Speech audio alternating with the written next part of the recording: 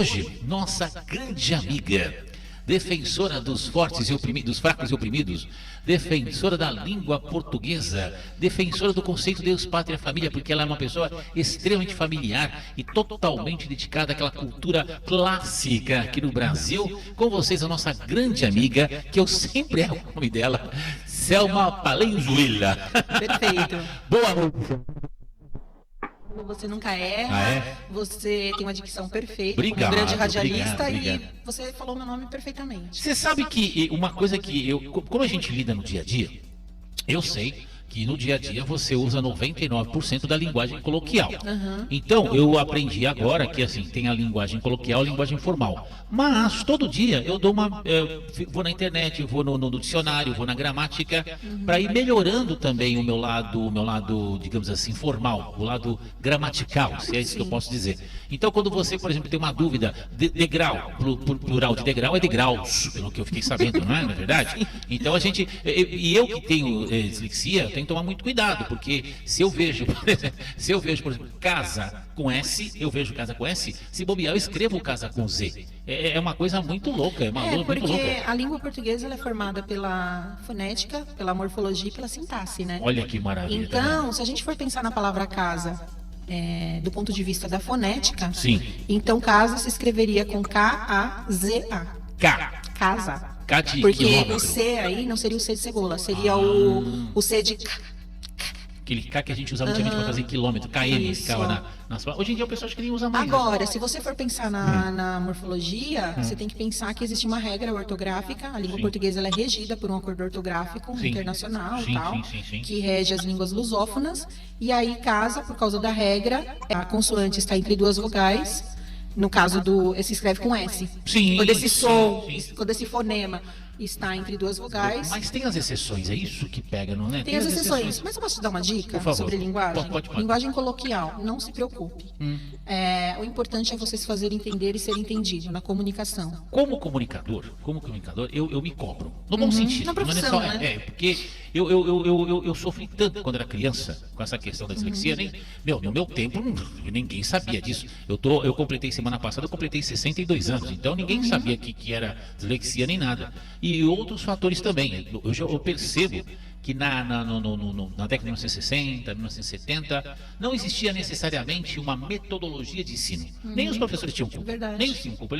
Eles iam lá e ensinavam do jeito da contribuição para a sociedade. Hoje a gente está falando muito sobre essa questão da inteligência, a inteligência artificial, e hoje nós colocamos como tema, até passei para a Tatiane também, algumas informações básicas, porque eu achei muito interessante. Por exemplo, olha o tema que eu coloquei aqui, inteligência artificial versus inteligência universal. Como a educação, o ensino e as leis estão reagindo. E quem me ajudou a criar esse tema aqui foi a Selma. Ela me deu umas dicas aqui, aí eu passei para a Tatiane. A Tatiane olhou também, gostou, né, Tatiane? Você também? Com certeza. Você como advogada, você tem uma preocupação. Eu me lembro há 40 anos, quando já eu falava na época da faculdade de engenharia, eu me lembro que eu tinha 22, 23 anos, a gente falava sobre a questão das leis de informática naquela época. Eu estou falando isso há 40 anos.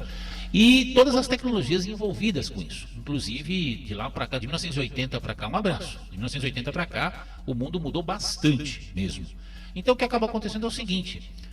Hoje, você, como pessoa, como ser humano, até como advogada, como é que você vê essa questão dessa pluralidade das tecnologias, inclusive tecnologias inteligentes, entrando no mercado, principalmente batendo com vários mercados aí de trabalho? Como é que você vê isso? Na área jurídica, na verdade, como eu vejo, a inteligência artificial só veio para nos ajudar na área jurídica. Porque antigamente os processos eram físicos, eram tudo em papel.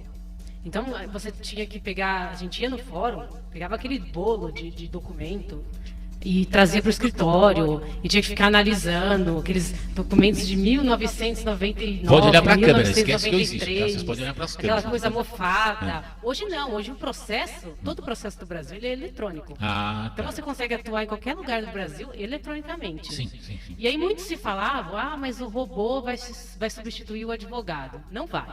Na verdade já existe um advogado robô que se chama Eli. Olha que interessante. E nos Estados Unidos ele chama Ross. E ele na verdade, o que ele faz? Ele é uma inteligência artificial, ele é um computador. Você joga um caso para ele, ele analisa toda a legislação possível, jurisprudência, ele analisa os documentos e vê o que é viável, o que não é viável para você juntar no processo e te dá a resposta. Só que essa tecnologia para o Brasil hoje é muito cara ainda. E então, perigosa, né? Então só grandes escritórios, na verdade, dispõem dessa tecnologia. Mas isso não vai substituir o advogado. Assim, na nossa área, a gente está muito consciente de que não seremos substituídos. Porque aquele contato com o cliente, um abraço, a conversa com o cliente, entender o problema dele, a pessoalidade, negociação, o robô não vai fazer negociação, o robô não vai no tribunal, no fórum, fazer uma audiência. E jamais deixar a vida de um ser humano na mão de uma máquina. Exatamente. Jamais. E também não tem livre-arbítrio, né? Que eu estava falando pro Saulo. A inteligência artificial, ela tem o poder de te assistir, de te ajudar, te abrir um horizonte que às vezes você não estava ali percebendo. E aí, como você falou, ela te traz várias informações dentro daquela sua dúvida, daquele processo. Porém, o livre-arbítrio é do ser humano.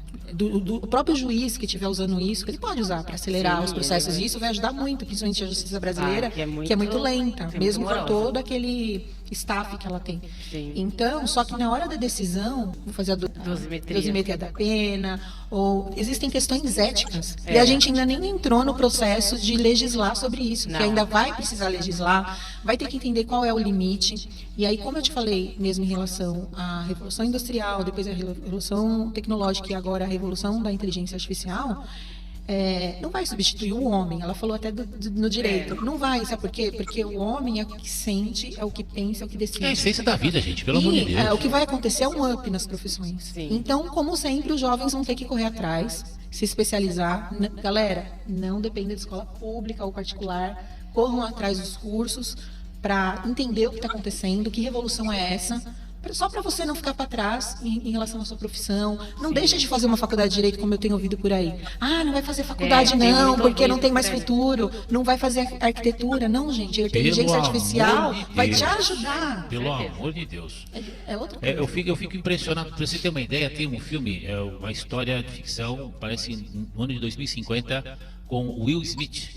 Chama Eu, Robô. Parece que é baseado num livro da Isaac Asimov, se não me engano. Tem lá um anônimo, fizeram uma brincadeira com um livro que não existe, chamado Eu, Robo, que se eu não me engano, é a biografia de um certo presidente de um certo país aí, mas tudo bem, isso é outra história. O fato é o seguinte... Deixa pra lá. O fato é o seguinte, essa questão da inteligência, eu, por exemplo, desde a época da faculdade, estou falando de 40 anos, eu já bati de frente com esse nome inteligência artificial. Eu nunca gostei do nome inteligência artificial, porque a inteligência, ela é inteligência, ela veio de humano, essa inteligência foi para a máquina. E tem a inteligência universal, porque a gente exercita, né, dentro de uma reflexão, o que seria inteligência universal. Caramba, você está num planeta Terra que está girando em volta do Sol. Em volta do planeta tem uma lua que está girando em volta do planeta. Nesse planeta tem 8 bilhões de cérebros hoje, que nasceu no planeta. Se não tiver uma inteligência superior comandando tudo isso, sinto muito. Mesmo do ponto de vista exato, da questão das ciências exatas, existe um núcleo inteligente para o universo existir. E não se preocupe de pensar assim, porque tem 3 grandes filósofos que te acompanham nesse pensamento. Pronto. Que são Sócrates, Platão e Aristóteles. Então eles acreditavam no grande motor, no devir. Então... Eu estou começando a dar os meus primeiros passos na questão de entender Platão. E nunca foi tão atual esse Eu estou assistindo muitos vídeos.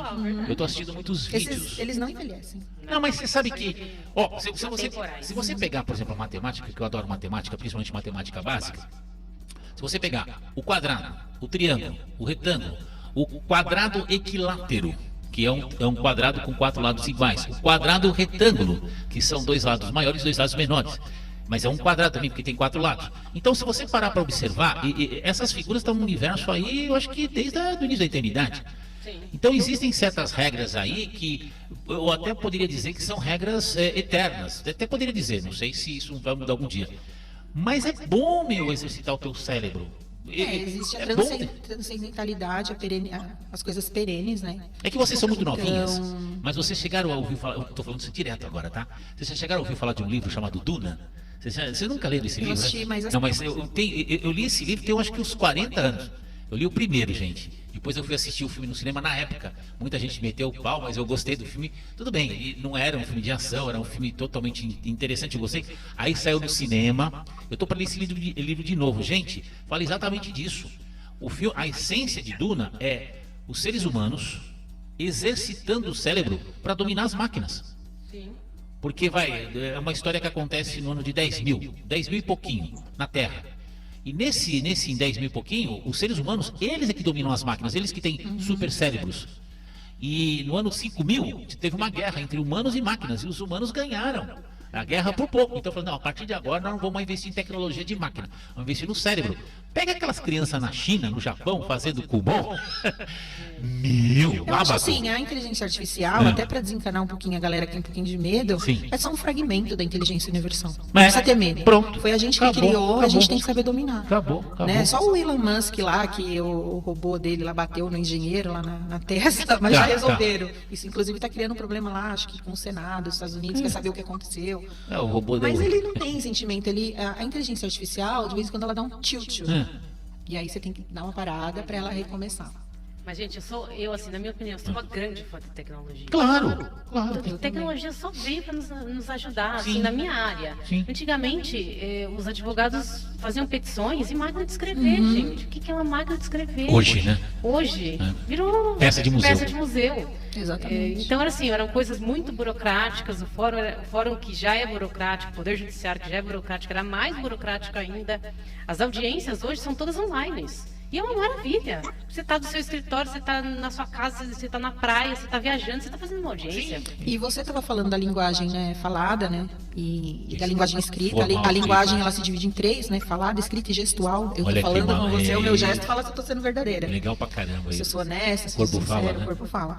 E a linguagem, em termos da linguagem escrita, a inteligência artificial, ela está revolucionando. Porque, por exemplo, no Brasil, onde a língua portuguesa está sendo tão desvalorizada, onde a gente tem, infelizmente, profissionais que falam errado porque não aprenderam a falar da forma correta, se posicionar, retórica, não treinou oratória e retórica. Quando a gente entra nessa questão da gramática, da escrita, que é universal, e você precisa escrever, por exemplo, um texto, um processo corretamente, porque senão o juiz vai lá e devolve até uma vírgula, a inteligência artificial ela vem para suprir isso dentro de uma sociedade onde o ensino é ruim, precário. E que fique claro, gente, o fato de você ter um carro, uma moto, um veículo que te leve para andar e voltar, faça pelo menos 5 km por dia de caminhada. Não deixe de exercitar as pernas. Como que o estudante brasileiro ele faz? Eu acho que ela vai concordar comigo. Ele não estuda corretamente, não é por causa da criança, porque a criança ela vai criando esse vício ruim. O hábito é sempre bom, o vício é sempre ruim.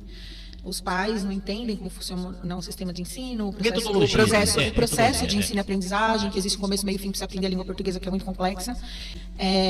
Quando ele se forma no ensino médio, você vê, a pessoa fica 12 anos lá e não consegue falar plenamente, escrever corretamente.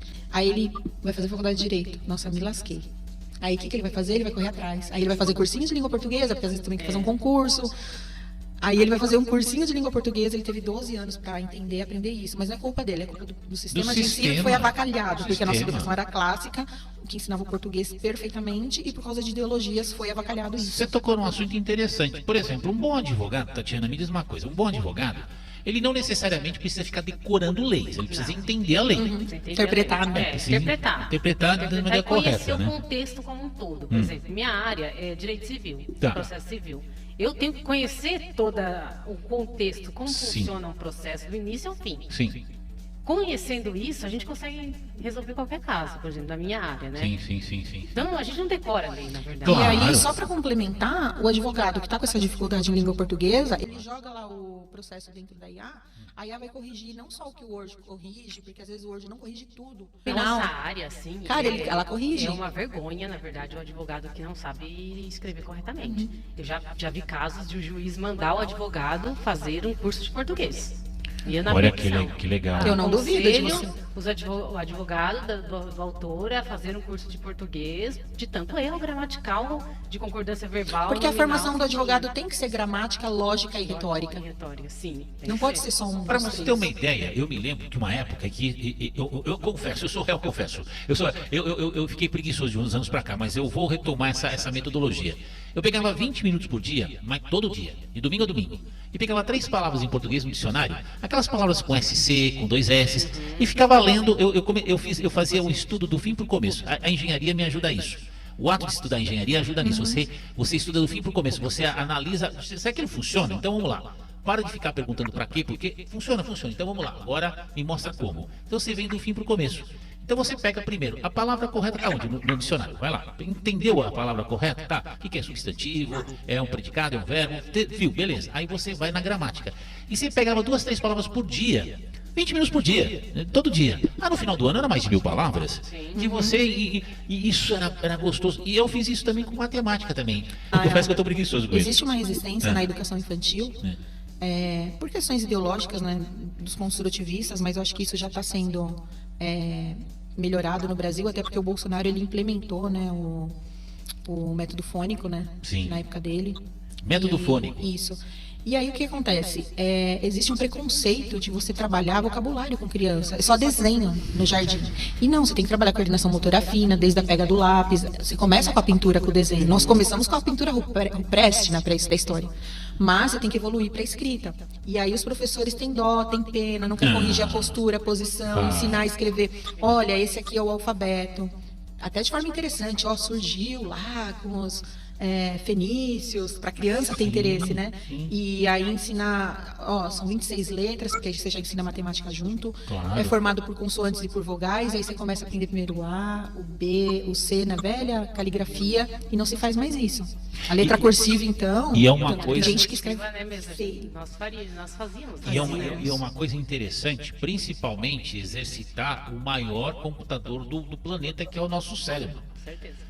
Não entrar nessa, gente. Olha, tira 20 minutos por dia, de domingo a domingo, para estudar português. Vai buscar metodologia, a internet está aí, vai buscar metodologia. Tira 20 minutos por dia para estudar matemática básica, somar, dividir, multiplicar, subtrair, cálculo de porcentagem. Faz isso, você vê como é que o teu cérebro começa em 2, 3 semanas, você vai sentindo a diferença. Parece que o cérebro começa a mexer por dentro, gente. É igual aprender uma outra língua, né? Exatamente. Eu tô agora aprendendo inglês. Parabéns. Tem um tempo já que eu tô estudando. Eu preciso. Eu perdi todo, de tanto que eu não... A gente tem que ir para conversações, a gente perde. Eu gosto muito de viajar. Legal. Nas viagens... Sim. É essencial que você tenha o inglês. Sim. Então eu comecei a estudar sozinha. Tá. Sozinha, autodidata mesmo. E eu vejo o quanto minha mente já se abriu depois que eu comecei a estudar o inglês. O quanto já virou a chave. Claro. De coisas que eu não entendia, de filmes que eu não entendia, que agora eu tô vendo em inglês. Sim. De músicas. Se você perguntar, agora eu não lembro o nome da série. O que o Bill Gates faz nas horas vagas, né? Quando ele não tá lá com a mão na massa na tecnologia. Cara, ele vai para um refúgio que ele tem lá no meio de um lago maravilhoso e ele lê pilhas e pilhas de livros. Pronto. E ele já cansou de falar, todas as pessoas que trabalham com tecnologia, meu próprio esposo, mandar um beijo para ele, né, pro Marcelo. Marcelão, um beijão no coração aí. A tecnologia, ela começa na descoberta da escrita, né? É o divisor entre pré-história e história. Sim. E aí, toda essa evolução, então assim, não pense que, eu vou estudar TI, tecnologia, eu vou fazer direito, e não estudar a sua língua materna em primeiro lugar, as línguas estrangeiras. Aí você quer ser pesquisador, vai estudar língua antiga, é morta só o nome científico. O latim é vivíssimo. Sim. O grego é vivíssimo, o hebraico é direito. direito. A gente aplicava muito latim. Hoje em dia, menos. Mas fica bonita a peça, né? Quando vocês usam, né? Mas quando eu estudei há 15 anos atrás, era muito latim. Tem uma moça que eu acompanho. Hoje o pessoal mais novo tem dito que o latim... A própria faculdade de letras tirou o latim. Né? Você acha isso possível? Se é a matriz da nossa língua? Sim. Tem uma moça, acho que é Tatiane Feltrin. Eu acompanho o canal dela no YouTube. E ela é interessante porque ela pega o livro que vem em português, ela lê de ponta a ponta. Ela falou: eu estou substituindo agora o meu horário de trabalho, 8 horas por dia. Eu uso esse tempo para ler, porque o trabalho dela é esse hoje, ler. Então, e ela adora ler. E ela é fluente em inglês. Então ela fala assim: olha, eu peguei um livro aqui em português e vi a tradução. Depois eu peguei o mesmo livro em inglês e li em inglês. Tem uma passagem lá, olha, tem uma passagem mais ou menos assim. Em inglês, a tradução seria assim: olha, as coisas que acontecem, todos os fenômenos que acontecem na vida, a vida é um milagre de Deus. No português foi traduzido: a vida é um milagre da natureza. Ela falou assim: olha, você pode até achar que não tem diferença, mas pode ser que tenha, porque na hora de você ter a vida é um milagre que vem de Deus e a vida é um milagre que vem da natureza, são duas colocações diferentes. Ela pega esse pelo no ovo, vocês acreditam? Eu queria até pegar esse seu gancho. A gente está falando de filmes aqui, eu adoro cinema. Do Homem Bicentenário, com o saudoso Robin Williams. Sim. E quem diria, você sabe que ali está falando da inteligência artificial, mas não tinha resquício ainda, basicamente, naquela época disso. O que ele é? Ele é um robô doméstico que migra para a casa das pessoas, só que ele é ali uma inteligência artificial. Eles não usam esse termo, mas ele é. E aí ele começa a aprender, porque a inteligência artificial ela imita o comportamento humano, e ela começa a tentar entender os sentimentos. O dono do robô, né, dos protagonistas, ele fala, não, você pode ter a sua identidade, a sua individualidade, porque a linguagem, ela te dá identidade. Maravilha. A língua portuguesa é a identidade do Brasil, está na Constituição, inclusive, é uma das nossas identidades. Como tem gente que não respeita a Constituição. Exato. É o que mais acontece. E o Robin Williams, né, o robô, que ele fala que ele é isso, né, mas o nome dele acho que é Endel, né? Não me lembro do nome do personagem. Mas ele é isso, né, quando ele vem na caixa, ele é isso. A menininha até joga ele da janela, né, para testar se ele realmente... Só que ele começa a perceber isso que você falou, da nuance humana, né, e aí ele começa a desejar se tornar humano. E essa nossa essência, é incrível isso, eu acho que é bem inspirado nesse conto, de fato. Com certeza. E aí, quando ele começa a perceber, ele ter essa consciência da humanidade, que isso é só nosso, Deus, o grande Criador, gente, isso é tão específico, isso é tão só nosso, né? E aí ele consegue, porque o cara que inventou ele consegue, num determinado ponto, né? Onde inclusive todos os donos, eles já faleceram, estão idosos, né? Porque ele vive muito tempo, por isso que ele é homem bicentenário, ele vive 200 anos. E ele consegue alcançar. Só que a hora que ele alcança a humanidade, ele conhece a mortalidade. Pronto. Isso é para esse desfecho. Assustou. Eu me lembro do filme, já assisti várias vezes. Como é que é, Tatiane, você que é advogada, lidar com essa questão das emoções? É difícil, assim, pra Como gente. É que é um profissional da área jurídica ter que ser técnico e ao mesmo tempo lidar com as emoções? E psicólogo, né? Porque quando você vai procurar um advogado, as pessoas vão procurar um advogado, ninguém vai feliz, né? Ninguém vai alegre, igual você vai comprar uma passagem para uma viagem, todo mundo entra triste. Um pastel de queijo. Todo mundo entra problemático.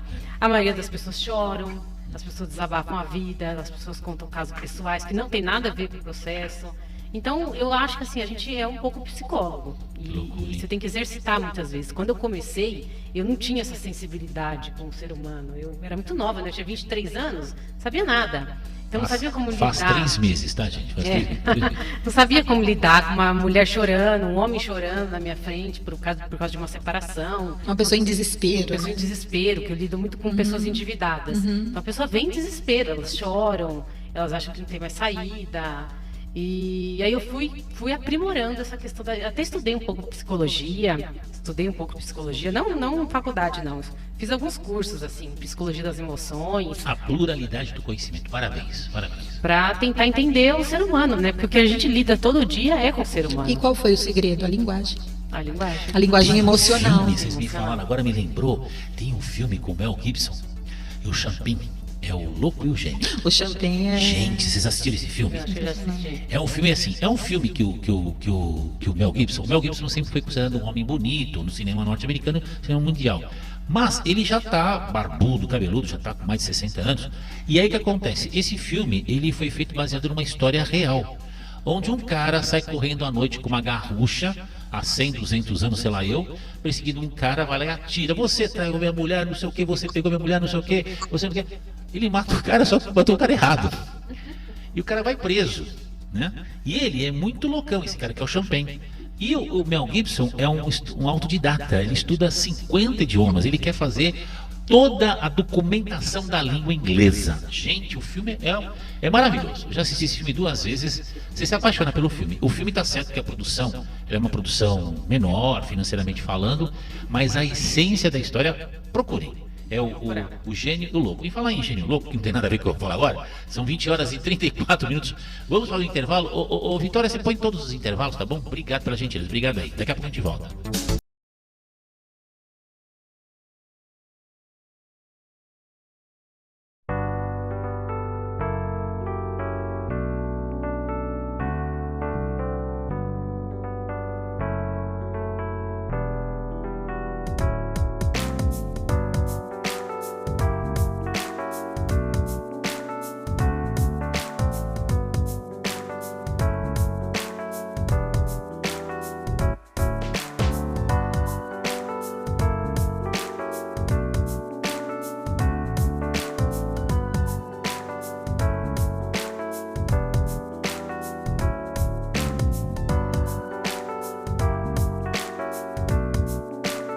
bom dia. Nós vamos ter o Papo Amigo aqui, continuando aqui no podcast do Papo Amigo aqui, continuando o bate-papo nos intervalos. Vocês vão ver, fazer que nem a Jovem Pan faz, né, o pessoal? Emílio Surita. Manda um comercial pro FM, pro AM, mas a gente continua, porque surgem uns assuntos legais no intervalo. Também queria deixar o meu Instagram, que é o @selmapalenzuela. Eu tenho um Instagram também, voltado só para psicopedagogia, mas ainda está começando a caminhar, então vou deixar o meu Instagram mesmo, Selma Palenzuela. E eu trabalho com consultoria independente na área da educação, então se você tem uma escola e deseja uma consultoria, trabalhar alguma coisa aí na área do processo de ensino-aprendizagem, pode entrar em contato comigo.